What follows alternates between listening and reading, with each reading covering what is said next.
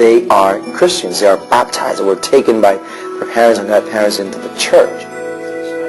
So we cannot tell them now, okay, you're 15, you went through your first communion, your first confession, your confirmation, take a break, and we'll see you again when you're 25, ready for marriage. It's great to talk to other people about your faith, and it helps you grow closer together and learn more. Being in the youth group, it kind of allowed me to be a little bit more open and more conscious of my faith. It makes a big difference because knowing that they feel the same values that I have helps me express what I want to express about God a lot more. There's not that many places these days that kids can go and get real spiritual things they can go to. You have to have some balance and spiritual nourishment in your life. They know that you can't say one thing and do something else. If you're going to tell young people that they're important to you and that they're important to your church and to the future of your church, you're also going to have to kind of put your money where your mouth is. The pastor that opens the doors of the parish is not doing a favor to the youth, is not welcoming them as a guest, but he's opening the doors of their home. They belong. The bishops have identified 8 components of youth ministry. Total comprehensive youth ministry. My job as youth minister is to try to make sure that out of the 8 components that they're all covered. A lot of times it's being done in other parts of the parish, but my job is to make sure that it is being done, that we have all of the components covered. When you present the person of Jesus, you are presenting not only someone who speaks about salvation after death, you're speaking about someone who ministered to the whole person. You're hungry, we feed you. You're sick, we heal you. You are oppressed, we'll liberate you. Jesus ministers to the whole person. Young people in today's church, sometimes they feel isolated and they're just not able to participate fully in the community. I found that for teenagers, their number one concern is their friendships and who they're with and where they fit in a group. We really try to develop that environment where everyone's accepted as for who they are. And that's very important for their self-esteem and just for their whole development. With a youth ministry program, you can touch the kids in their daily lives, make them aware that God is present for them all the time. I have to just be available to listen when they're needing to talk. Most of the times it's with the teens.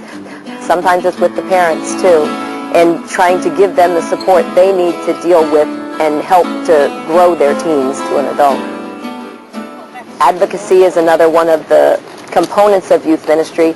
My job as a youth minister is to speak on behalf of the teens, to give the young people a voice. Because they don't contribute substantially to the parish treasury, a lot of times they don't feel that they have a voice. It's kind of sad that in a lot of ways we equate money with status, and for young people they know that they don't have that status. So my job as an advocate is to make sure that their needs are being heard, and also to give them the support that they need to be advocates for themselves so that they can do their own speaking. You're constantly having to be an advocate for the youth. You know, it seems like a lot of times people are a little uncomfortable being around teenagers, and they're always worried about what they're going to do and what they're going to say and why do they dress that way. And, you know, I think it's important for us to just kind of smooth the way. If we want to lead somebody closer to Jesus, we need to do that in a way that the teens can accept. Youth ministry is presenting Jesus to the youth in their own language. Youth is moved by emotions.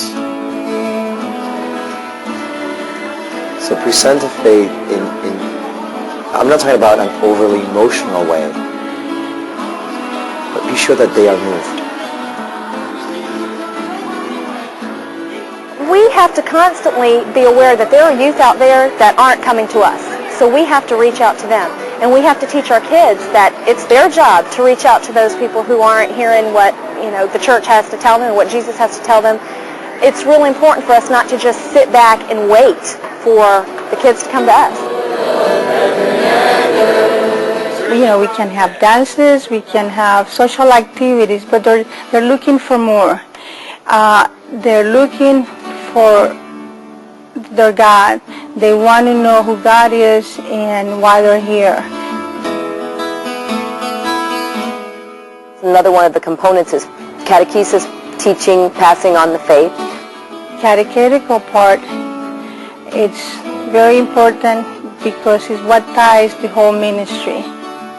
It's done in a number of ways, in catechetical sessions as far as a CCD program, but it's also done anytime we get together and there's a question about, well, what does the Catholic Church have to say about this? This is what the Catholic Church says about what it is that we're working with right now. The bishops all identified leadership development, that we need to bring young people to leadership positions in the parish, in the life and work of the parish, in what is being done here. We have a peer ministry group within our group, so youth that display or ask to be leaders, we have a training program where we get together and we meet monthly or however the schedule happens to work out. And then we do retreats in general with our whole youth group, so we all get to participate on a deeper level. Prayer and worship is another one of the components of youth ministry, and actually is probably one of the most important ones, because that's the one where we try to get the teens into a closer relationship with Jesus through creative prayer and worship.